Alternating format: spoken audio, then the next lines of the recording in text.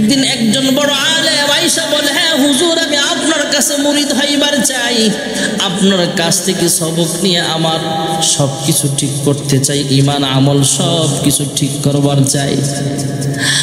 হযরতে আব্দুল কাদের জিলানী রাহমাতুল্লাহ আলাইহি যিনি মুরিদ হইতে আসছেন, সে আলেমকে লক্ষ্য করে বললেন, যান যান, আপনাকে মুরিদ করাইতে আমি রাজি আছি, তবে একটা শর্ত হলো পৃথিবীর সবচেয়ে নিকৃষ্ট একটা জানোয়ার, নিকৃষ্ট বস্তু নিয়ে আমার সামনে আসবেন। যদি আসতে পারেন তাহলে আমি আপনাকে মুরিদ করাইতে রাজি আছি। এবার আলেম বের হয়ে গেলেন। এটা কোনো ব্যাপার হলো নাকি? পৃথিবীর সবচেয়ে নিকৃষ্ট একটা মাখলুক আমি নিয়ে আসতে চাই। এবার তিনি চলে গেলেন, ভাবলেন সবচেয়ে খারাপ মাখলুক তো হলো কুকুর। কুকুরের গলায় ধরলেন, কুকুরের গলায় রশি পেঁচায় টেনে টেনে নিয়ে যায়। কুকুরের জবান আল্লাহ তাআলা খুলে দিলেন। কুকুর জিজ্ঞেস করে, হ্যাঁ আল্লাহওয়ালা, আমাকে কোথায় নিয়ে যায়? এবার আল্লাহওয়ালা ডাক দেয়া বলে, কুকুর রে, আমি যার কাছে মুরিদ হইতে গেলাম তিনি আমাকে বলেছেন পৃথিবীর সবচেয়ে নিকৃষ্ট কোনো বস্তু নিয়ে যাইতে পারলে, মাখলুক নিয়ে যেতে পারলে তিনি আমাকে মুরিদ বানাবেন। আমি ভাবলাম তুমি কুকুর, সমাজের সবচেয়ে নিকৃষ্ট মাখলুক তো তুমি হতে পারো, তোমাকে নিয়ে যাই। কুকুরের জবান খুলে গেল, ডাক দেয়া বলে, আল্লাহওয়ালা রে, তুমি নিকৃষ্ট পশু বাছাই করতে যায়, নিকৃষ্ট বস্তু বাছাই করতে যায় আমার গলায় রশি পেঁচাইলা। আমি চতুষ্পদ জানোয়ার হতে পারি, কিন্তু সবচেয়ে খারাপ বস্তু নই, কারণ আমি নিকৃষ্ট প্রাণী হতে গেলেও আমি মালিকের গোলামি করি। মালিক যখন যা দিবে তা খাই, আমি সবর করি। কারণ কুকুরের ভিতরে একটা গোলামি হলো এমন, কুকুরকে আমরা হাড্ডি খাওয়াই, মাছের কাটা খাওয়াই, তারপরেও সে মালিকের বিরুদ্ধে কথা বলে না, মালিকের খেদমত করে গোলামি করে। পশুরাও তো মালিক চেনে, নত হয়ে যায় তার সামনে, তবে মানুষ হয়েও যদি না চেন মালিক, পশুর চেয়ে নগণ্য। মানুষ মানুষের জন্য, তবেই তো জীবন ধন্য। আল্লাহওয়ালা চিন্তা করলেন, কুকুর যেইভাবে আমাকে বলতেছে, আবার কুকুর তো নিকৃষ্ট প্রাণী হতে পারে না, কুকুরের রশির বাঁধনটা ছেড়ে দেওয়া হলো। আল্লাহর ওলি খুঁজতেছে নিকৃষ্ট বস্তু কোথায় পাই। তিনি চিন্তা করলেন, পায়খানায় গেলেন, সেখানে যায় সেখান থেকে ময়লা নিলেন। একটা পলিথিন বা কৌটার ভিতরে ময়লা কিছু আবর্জনা নিয়ে রওনা হলেন। যে ময়লা আবর্জনা এইগুলা হলো নিকৃষ্ট মাখলুক, নিকৃষ্ট প্রাণী, নিকৃষ্ট একটা বস্তু। ময়লার স্তূপ থেকে আওয়াজ আসে, হে আল্লাহর ওলি, আমরা নিকৃষ্ট বস্তু নই, আমি পায়খানা ময়লা হতে পারি। একটু আগেও কিন্তু কিছুক্ষণ আগেও একটা দাবি ফল ছিলাম আমি, দাবি মাছ ছিল। ওই মাছটা মানুষের পেটে হয়ে যখন পেট থেকে বের হয়েছে, তখন এই দাবি মাছটা আবার নিকৃষ্ট পায়খানায় পরিণত হয়ে গেছে। আমি একটা দামি গোশত ছিলাম, দামি গোশতটা মানুষের পেট হয়ে যখন পেট থেকে বের হয়ে গেছে, তখন খারাপ বস্তু হয়ে গেছে। আমি একটা দামি ফল ছিলাম, এই ফলটা মানুষের পেটে যখন ঢুকছে, এই পেট থেকে বের হয়েছে তো খারাপ বস্তু হয়ে গেছে। তুমি বলো, যার পেটে অল্প সময় থাকার কারণে আমি দামি জিনিসটাও নিকৃষ্ট হয়ে গেছে, আমি নিকৃষ্ট, নাকি যার পেটের ভিতরে অল্প সময় থাকার কারণে আমি নিকৃষ্ট হলাম সে নিকৃষ্ট? ময়লা আবর্জনা পায়খানার যুক্তিও তো ঠিক আছে। আল্লাহর ওলি চিন্তা করলেন, কুকুর কেউ নিতে পারলাম না, আবর্জনা ময়লা পায়খানা এগুলোও নিতে পারলাম না। চিন্তা করলেন, মাখলুকাতের ভিতরে সবচাইতে নিকৃষ্ট মাখলুক হতো শূকর। সবচাইতে নিকৃষ্ট মাখলুক শুয়োর। শুয়োরের গলায় রশি পেঁচে রওনা হলেন। শুয়োর জবান খুলে ডাক দেয়া বলে, আল্লাহ ওয়ালা আমাকে কোথায় নিয়ে যান? এই আল্লাহর বান্দা আমাকে কোথায় নিয়ে যাওয়া হচ্ছে? জবাব আসলো, আমার উস্তাদ বলেছেন নিকৃষ্ট প্রাণী আমার জন্য, তাই তোমাকে নিকৃষ্ট বস্তু হিসেবে নিয়ে যায়। গাদার জবান খুলে গেল। শুয়োর ডাক দেয়া বলে, হ্যাঁ আল্লাহ ওয়ালা। শুয়োর ডাক দেয়া বলে, হ্যাঁ আল্লাহর ওলি, আমাকে আপনি নিয়ে যায় কোনো লাভ নাই, কারণ আমার চাইতে খারাপ মাখলুক পৃথিবীর জমিনে আছে। কয় কেন? কয় এই মানুষ যখন আশরাফুল মাখলুকাত, মানুষ আল্লাহ তাআলা সৃষ্টি করেছেন, কিন্তু এই আশরাফুল মাখলুকাত যখন আশরাফুল মাখলুকাত হিসেবে চলবে না, এই মানুষ যখন আল্লাহর বিধান অনুযায়ী চলবে না, এই মানুষগুলো সবচাইতে খারাপ হয়ে যাবে। আল্লাহ রাব্বুল আলামিন তো কোরআনে বলেন, উলাইকা কাল আনআমি বাল হুম আদাল, উলাইকা হুমুল গাফিলুন। যে মানুষগুলো চোখ থাকতেও চোখ দিয়ে কোরআন পড়ে না, এই চোখ ভালো কাজে ব্যবহার করে না, যে মানুষ এই কান থাকা সত্ত্বেও কান দিয়া ভালো জিনিসটা গ্রহণ করে না, শ্রবণ করে না, হাত থাকা সত্ত্বেও হাত দিয়ে আল্লাহর কোরআন স্পর্শ করে না, পা থাকা সত্ত্বেও এই পা দা হেঁটে হেঁটে মসজিদে যায় না, যে মানুষগুলোর ভিতরে প্রভুর গোলামি নেই, মালিককে চিনে না, কুকুর নিকৃষ্ট মাখলুক হওয়ার পরও মালিককে চিনে, গাধা মাখলুককে চিনে, মালিককে চিনে। শুয়োর ডাক দিয়া বলে, আমি তো আমার মালিক যা খাওয়ায় এতে আমি সন্তুষ্ট। তবে মানুষ, এমনও মানুষ আছে মালিকের গোলামি করে না, মালিকের সূর্যের আলোর ভিতরে থেকে মালিকের খেদমত করে না, মালিকের শুকরিয়া আদায় করে না। এ মানুষ আল্লাহর নিয়ামতে বসবাস কইরাও আল্লাহর কুদরতি পায়ে সাজদা দেয় না। এই মানুষগুলো তো আমার চাইতেও খারাপ। এবার আল্লাহ ওয়ালা আলেমের মনের ভিতরে আবার চিন্তা চলে আসলো, হায় রে, আমি কুকুর নিয়ে টানাটানি করি, ময়লা আবর্জনা নিয়ে টানাটানি করি, গাধা নিয়ে টানাটানি করি, এইভাবে শুয়োর নিয়ে টানাটানি করলাম, এগুলো করে তো লাভ নাই। আমার মনে হয় আমি সবচাইতে গাধা, আমি সবচাইতে নিকৃষ্ট প্রাণী। আমি যাই। নিজের ভিতরে একটা ছোট মন মানসিকতা চলে আসলো, কোনো মাখলুক নিতে পারে নাই, কোনো বস্তু নিতে পারে নাই। এবার আল্লাহ ওয়ালা আব্দুল কাদের জিলানী রহমাতুল্লাহি আলাইহির কাছে যা বলে, হ্যাঁ হুজুর, কোনো মাখলুক ছোট নয়, সব মাখলুক আমার চাইতে ভালো, আমি হলাম সবচাইতে নিকৃষ্ট বস্তু। আল্লাহর বলি হযরতে আব্দুল কাদের জিলানী ডাক দিয়া বলে, এবার বুঝেছি তোমার ভিতরে আল্লাহ তাআলা বুঝ দিয়েছে। তফাৎ করা ব্যবধানের বুঝটা যেহেতু তোমার ভিতরে আল্লাহ দিয়েছে, মনের ভিতরে অহংকারই রাখা যাবে না। আমি বড় আলেম হয়ে গেলাম, আমি বড় বুজুর্গ হয়ে গেলাম, আমি সবচাইতে উৎকৃষ্ট মাখলুক, আমি সবচাইতে ভালো মানুষ, আমি বড় কিছু হয়ে গেছি, এমন অহংকারী রাখা যাবে না। এই বুঝটা যার ভিতরে চলে আসছে তাকে আমি মুরিদ করায় নিলাম। মুরিদ করায় দিলেন ভাইরা আমার, কারণ ইয়া আইয়ুহাল্লাযীনা আমানু যকুরুল্লাহ, ইয়া আইয়ুহাল্লাযীনা আমানু যকুরুল্লাহ যিকরান কাসীরা ওয়াসাব্বিহুহু বুকরাতাও আসীলা। বেশি বেশি আল্লাহর জিকির করা। ইয়া আইয়ুহাল্লাযীনা আমানু তাকুল্লাহ ওয়া কুনু মা'আস সাদিকিন। আর যারা জিকির করবে তাদের সংস্পর্শে যাওয়া, তাদের সহবতে চলে যাওয়া। সহবতে সালেহ তোরা সালেহ কুনাত, সোহবতে সালেহ তোরা সালেহ কুনাত, সোহবতে তালেহ তোরা তালেহ কুনাত। এই জন্য জিকির বেশি বেশি করা। সবচেয়ে উত্তম জিকির হলো লা ইলাহা ইল্লাল্লাহ। আল্লাহ তাআলা ছাড়া কোনো মাবুদ নাই। আর আরেকটা জিকির হলো সুবহানাল্লাহ। এই জিকিরটা বেশি বেশি করা।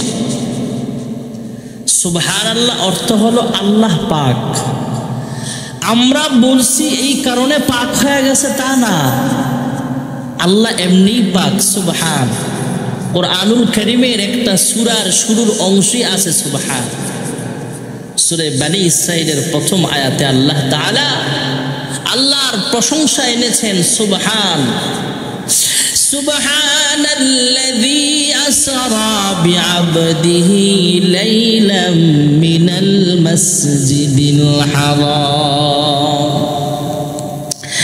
মিনাল মাসজিদিল হারাম ইলাল মাসজিদিল আকসা আল্লাযী বারাকনা হাওলাহু লিনুরিয়াহু মিন আয়াতিনা ইন্নাহু হুয়াস সামিউল বাসীর। সুবহান, আল্লাহ পুত পবিত্র। আমরা বলার কারণে পাক তা না, আল্লাহ এমনি পাক। সুবহানাল্লাহর জিকির বেশি বেশি করলে আমাদের লাভ হলো। আমরা যখন সুবহানাল্লাহ সুবহানাল্লাহ সুবহানাল্লাহ এই জিকির বেশি বেশি করব, আল্লাহ তাআলা ফেরেশতাদেরকে কুদরতি আওয়াজ দিয়া জিজ্ঞেস করে, হ্যাঁ ফেরেশতারা রে, আমার বান্দা সুবহানাল্লাহ বলতেছে, আমার বান্দা আমার পবিত্রতা বর্ণনা করতেছে, আমি আল্লাহ তো এমনি পাক, তারপরও আমার বান্দা বান্দি আমার জিকির করতেছে সুবহান বলে, আমি আল্লাহর গুণগান গাইতেছি, তাসবিহ পাঠ করতেছে, কিন্তু আমার বান্দা বান্দির অন্তরটা তো গুনাহ করতে করতে নাপাক হয়ে গেছে। আমি আল্লাহকে পুত পবিত্র আমার বান্দা বলতেছে, আমার বান্দা বান্দি বলল আমি আল্লাহ পাক, না বললেও তো আমি আল্লাহ পুত পবিত্র, তারপরও আমার বান্দা বান্দি নাপাক দিল নিয়ে আমি আল্লাহকে পবিত্র বলতেছি। হ্যাঁ ফেরেশতারা তোমরা সাক্ষী থাকো, আমি আল্লাহ তাআলা আমার বান্দা বান্দির জিন্দেগির সব গুনাহগুলো মাফ করে দিয়া আমার বান্দা বান্দির অন্তরটাও আমি আল্লাহ পবিত্র বানায়া দিলাম। এই জন্য সুবহানাল্লাহর জিকির বেশি বেশি করা। হযরতে সুলাইমান আলাইহিস সালাতু ওয়াস সালাম একদিন রাস্তা দিয়া যায়। বাদশা সুলাইমান পয়গম্বরও ছিলেন, একজন জলিলুল কদর পয়গম্বর এবং বাদশাও ছিলেন। বাদশা সুলাইমান পয়গম্বরের সিংহাসন আসমান দিয়ে উঠত, বাতাসে উড়ে এক দেশ থেকে আরেক দেশে চলে যেত। বা সুলাইমান দাদে মুলকু সরওয়ারি, বা সুলাইমান দাদে মুলকু সরওয়ারি, শুধুমাত্র খাত বাস দে অপরি। হযরত বাদশা সুলাইমান আলাইহিস সালাতু ওয়াস সালাম সিংহাসন সহ মন্ত্রী পরিষদ সহ এক দেশ থেকে আরেক দেশে যায়। আমাদের বিমান ল্যান্ড করার জন্য এয়ারপোর্ট লাগে, বিমানবন্দরের দরকার হয়। সুলাইমান পয়গম্বরের বিমান, সংসদ বিমানটা নামতে ল্যান্ড করতে এয়ারপোর্ট লাগে না, বিমানবন্দর লাগে না। বাদশা সুলাইমান পয়গম্বরের বিমান চলতে, আমাদের বিমান চলতে গেলে পাইলট লাগে। বাদশা সুলাইমান পয়গম্বরের সিংহাসন চলতে কোনো পাইলট লাগে না। আমাদের বিমান চলতে গেলে ফুয়েল লাগে, অক্টেন লাগে, তেল লাগে, কিন্তু বাদশা সুলাইমান পয়গম্বরের বিমান সংসদ চলতে গেলে কোনো ফুয়েল লাগে না, অক্টেন লাগে না, তেল লাগে না। বাদশা সুলাইমান পয়গম্বর আলাইহিস সালাতু ওয়াস সালাম সিংহাসন সহ এক দেশ থেকে আরেক দেশে যায়, সংসদ ভবন সহ এক দেশ থেকে আরেক দেশে রওনা হয়েছে। তৎকালীন জামানায় তো কোনো বিমান ছিল না, হেলিকপ্টার ছিল না। একজন কৃষক কৃষি জমিনে চাষাবাদ করা অবস্থায় যখন দেখতে পাইলেন বিশাল বড় সিংহাসন উঠতে উঠতে এক জায়গা থেকে আরেক জায়গায় খুব খুব দ্রুত গতিতে চলতেছে। এটা দেখা এরা জবান দিয়ে একটা শব্দ বের হয়ে গেছে। আমরা যেমন আশ্চর্য কোনো কথা শুনলে আমরা যেই শব্দটা বলি, এ আল্লাহর বান্দা এই বিমানের দিকে তাকায়া, সংসদ পার্লামেন্টের দিকে তাকায়া, বাদশাহ সুলাইমানের তখতে সুলাইমানের দিকে তাকায়া তিনিও সুবহানাল্লাহ তার জবান দিয়া বের হয়ে গেছে। বা সুলাইমান দাদে মুলকু সারওয়ারি, বা সুলাইমান দাদে মুলকু সারওয়ারি, শুধুমাত্র খাতে মাসদে অপরি। বাদশাহ সুলাইমানের বিমান ল্যান্ড করতে সংসদ ভবন নামতে কোনো এয়ারপোর্ট লাগে না। এই কৃষক বেচারা এটা দেখা যখন সুবহানাল্লাহ জবান দিয়া বলেছে, আওয়াজটা বাতাসের মাধ্যমে আল্লাহ বাদশাহ সুলাইমান পয়গম্বর আলাইহিস সালামের কান পর্যন্ত পৌঁছায়া দিলেন। বাদশাহ সুলাইমান আলাইহিস সালাতু ওয়াস সালাম শোনা মাত্র সংসদটা নিচে নামায়া আনলেন। কৃষককে ডাক দিলেন, কৃষক সামনে আসতে চায় না, এক কদম সামনে যায় আবার পিছনের দিকে চলে যায়। কি ভুল করলাম আমি, কেন সুবহানাল্লাহ বলতে গেলাম? আমি সিংহাসন দেখা, এইভাবে সংসদ দেখা, তখতে সুলাইমানি দেখা আমি সুবহানাল্লাহ বলার সাথে সাথেই তো বিমানটা নিচে নাইমা আসলো। নিজেকে অপরাধী মনে হচ্ছে, তাই সামনে যেতে চায় না। বাদশাহ সুলাইমান ডাক দিয়া কয়, হে কৃষক, ভয় পাবার কোনো কারণ নাই, আপনি একটু সামনে আসেন। কৃষক সামনে গেলে জিজ্ঞেস করলেন, আপনি ভয় পাচ্ছেন কেন? আপনি যে একবার সুবহানাল্লাহ বলেছেন, এই সুবহানাল্লাহর দাম কত বেশি আপনি জানেননি? কয় না। বাদশাহ সুলাইমান ডাক দিয়া বলে, হ্যাঁ কৃষক, আপনি যে একবার সুবহানাল্লাহ বলেছেন, এই সুবহানাল্লাহ যদি এক পাল্লায় রাখা হয়, আর এক পাল্লায় যদি তখতে সুলাইমানি রাখা হয়, আমার পার্লামেন্টটা এখানে রাখা হয়, আল্লাহর কসম করে বলি রে কৃষক ভাই, আমার তখতে সুলাইমানির চাইতেও আপনি যে একবার সুবহানাল্লাহ বলেছেন, এই সুবহানাল্লাহর দাম আল্লাহর কাছে অনেক বেশি দামি হয়ে যাবে। এজন্য এই জিকিরটা আমরা বেশি বেশি করব। আল্লাহর এক বান্দা রাস্তা দিয়া যায় পুরাতন কবরস্থান, উনি কবরের ভিতরের আওয়াজ শুনতে পাচ্ছেন, কে যেন কবরের বাসিন্দা আল্লাহর কোরআন তেলাওয়াত করতেছে। পথিক বেচারা এবার কোরআন তেলাওয়াতের আওয়াজ শুই না আশ্চর্য হয়ে গেলেন, কি ব্যাপার? এইভাবে কবরের ভিতরে কবরের বাসিন্দারা আল্লাহর কোরআন তেলাওয়াত করতেছে। আশ্চর্য হয়ে তিনি সুবহানাল্লাহ বললেন। এই সুবহানাল্লাহর আওয়াজটা যখন কবরের বাসিন্দার কানে আওয়াজটা পৌঁছিয়া গেলে, কবর থেকে আওয়াজ আসে, হ্যাঁ পথিক, তুমি সুবহানাল্লাহ বলেছ কেন? কয়, তুমি কবরের ভিতরে থাইকাও আল্লাহর কালাম তেলাওয়াত করছো, এটা শুই না আমি সুবহানাল্লাহ বলেছি। কয়, শোনা মাত্রই তুমি সুবহানাল্লাহ বলেছ? কয়, হ্যাঁ। হে পথিক, জানোনি আমাকে যখন দাফন করা হয়েছে, দাফন করার পর থেকে এখন পর্যন্ত প্রায় ৬,০০০ বার আমি কোরআনুল কারীম খতম করেছি। এই কথা শোনা মাত্র জীবিত পথিক মানুষটা আরো জোরে সুবহানাল্লাহ বলে ফেলেন। আরো জোরে সুবহানাল্লাহ বলার পর কবরের বাসিন্দা ডাক দিয়া বলে, হ্যাঁ পথিক ভাই, আবার ৬,০০০ বার কোরআন খতমটা তুমি নিয়ে যাও, আর একবার তুমি সুবহানাল্লাহ বলেছ, এই সুবহানাল্লাহর সওয়াবটা আমার দিয়া লাও। কবরের বাসিন্দা যখন এই অফার দিছে, এই বেচারা জীবন্ত পথিক আশ্চর্য হয়ে গেলেন, এত বড় অফার, আমার একবার সুবহানাল্লাহ সে নিতে চায়। এমন একটা ঘটনা ঘটেছিল হযরত ওমর ফারুক আর আবু বকরের মাঝে। একদিন হযরত ওমর ফারুক রাদিয়াল্লাহু তাআলা আনহু হযরত আবু বকর সিদ্দিক রাদিয়াল্লাহু আনহুকে সম্বোধন করে বলে, হ্যাঁ ভাই আবু বকর, আমার জীবনের সব নামাজের সব আপনাকে দিয়ে দিলাম। আমার জীবনের রোজার সওয়াবগুলো আপনাকে দিয়ে দিব, আমার জিহাদের ময়দানের যুদ্ধের সওয়াবগুলো আপনাকে আমি দিয়ে দিলাম, আমার কোরআনুল কারীম তিলাওয়াতের সওয়াবগুলো আপনাকে আমি দিতে চাই। ওমর ডাক দিয়া বলে, হ্যাঁ ভাই আবু বকর, আমার জিকির আজকারের সওয়াবগুলো আপনাকে আমি দিয়ে দেব, আমার দান সদকার আমলগুলো আপনাকে আমি দিয়ে দেই।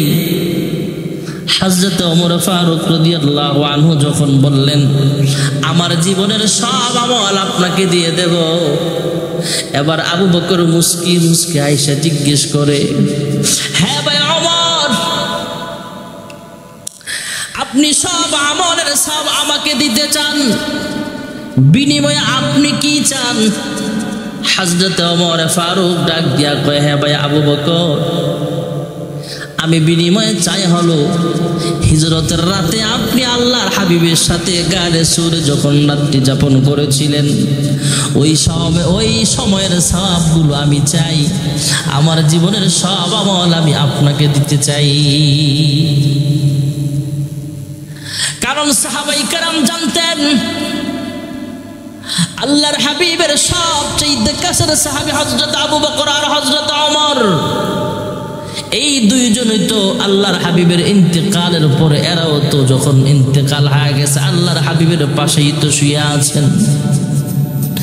দুই সাথীকে পাশে নিয়ে হায় ঘুমিয়ে আছেন নিঝুম নিরালায়, সারা দাও রাসূলুল্লাহ রওজা পাকের কিনারে। দুই সাহাবী আল্লাহর হাবিবের সবচেয়ে কাছের সাহাবী ভাইয়েরা আমার, আম্মা জান আয়েশা সিদ্দিকা রাদিয়াল্লাহু তাআলা আনহা একদিন আল্লাহর হাবিবের কাছে জানতে চায়, ওগো আমার প্রাণের স্বামী, ও ইয়া রাসূলুল্লাহ ইয়া হাবিবাল্লাহ, আসমানে অসংখ্য তারকা দেখা যায়, এই তারকারাজির সমপরিমাণ সওয়াব আপনার কোন সাহাবীর আমল নামায় আছে কিনা? আল্লাহর হাবিব জবাব দিলেন, হ্যাঁ আয়েশা, আসমানের তারকার সমপরিমাণ সওয়াব একজন সাহাবীর আমল নামায় আছে, সেই সাহাবীর নাম হলো হযরত ওমর। ওমরের আমল নামায় আসমানের তারকারাজির সমপরিমাণ সওয়াব লেখা আছে। আম্মা জান আয়েশা সিদ্দিকা রাদিয়াল্লাহু আনহার মনটা খারাপ। আল্লাহর হাবিব জিজ্ঞেস করলেন, তোমার চেহারা মলিন হয়ে গেল কেন? কই ভাবছিলাম, ভেবেছিলাম, চিন্তা করেছিলাম আমার আব্বার নামটা বুঝে আপনি বলবেন। আল্লাহর হাবিব জানায়া দিলেন, হে আবু বকর, আল্লাহর হাবিব জানায়া দিলেন, হে আয়েশা, হযরত ওমরের নেকের একটা পরিমাণ আছে আসমানের তারকার সমপরিমাণ সওয়াব। তোমার আব্বার সওয়াবের তুলনা করার মতো আসমানের তারকারাজি না, তুলনা করার কোনো বস্তু নেই। শুধু বলতে চাই, সমস্ত সাহাবীর আমল যদি এক পাল্লায় রাখা হয়, হযরত ওমরের জীবনের সব আমল যদি এক পাল্লায় রাখা হয়, আর আবু বকরের শুধু হিজরতের সময় গারে সুরে আল্লাহর হাবিবের সাথে যে রাত্রি যাপন করেছিলেন ছিলেন ভাইয়েরা, আবার আল্লাহর হাবিবের সাথে রাত্রে আবু বকর আর হযরত ওমর দুইজনের সওয়াবের ব্যবধান হলো এটা। আল্লাহর হাবিব জানায়া দিলেন, আয়েশা, হযরত আবু বকর আমার সাথে রাত্রি যাপন করেছিলেন গারে সুরে, সেই রাতে আমার সাথে কেউ ছিল না, আমি আর আবু বকর দুইজন আমার হিজরতের সাথী হলো হযরত আবু বকর। হযরত আবু বকর সিদ্দিকের হিজরতের রাতের আমল, গারে সুরে অবস্থানের যে আমলের সওয়াব, এটা যদি এক পাল্লায় রাখা হয়, ওমরের সারা জীবনের আমল যদি আর এক পাল্লায় রাখা হয়, হযরত আবু বকর সিদ্দিকের ওই হিজরতের রাতের আমলের সমান মর্যাদা আল্লাহর কাছে হবে না। যেই কথাটা বলতেছিলাম ভাইয়েরা আমার, এবার কবরের বাসিন্দাও জীবন্ত পথিককে ডাক দিয়া বলে, হ্যাঁ পথিক, আপনি যে একবার সুবহানাল্লাহ বলেছেন এটা আমাকে দিয়ালান, আর আমার জীবনের আমার কবরে আসার পরে, কবরের জগতে আসার পরে ৬০০০ বার প্রায় কোরআন কারীম খতম করেছে, এগুলা নিয়ে যান। পথিক ডাক দিয়া বলে, কি ব্যাপার, এমন বড় অফার কেন আপনি দিচ্ছেন? আমার একবার সুবহানাল্লাহ বলতে অল্প সময় লাগছে, আর আপনার ৬০০০ বার কোরআন খতম পড়তে অনেক সময়ের ব্যাপার। এরপরও সুবহানাল্লাহর সওয়াব কেন নিতে চান? ৬০০০ বার কোরআন খতমের বিনিময়ে কেন নিবার চান? কবরের বাসিন্দা ডাক দিয়া কয়, হে পথিক, আমি ৬০০০ বার আল্লাহর কোরআন খতম পড়লাম, একটা সওয়াব হয় নাই। আর তুমি যে একবার সুবহানাল্লাহ বলেছ, এই সুবহানাল্লাহর দাম এত বেশি, আসমান এবং জমিনের মধ্যবর্তী ফাঁকা জায়গা আল্লাহ নেক দিয়া ভরপুর করে দিয়েছে। তুমি তো জীবিত মানুষ, তোমার আমলের দাম আছে, আর আমি তো কবরের বাসিন্দা হয়ে গেছে, আমার আমলের দাম নাই। আমি যদি নামাজ পড়ি, রোজা রাখি, কোরআন তেলাওয়াত কিয়ামত পর্যন্ত করি, একটা সওয়াব আমার হবে না।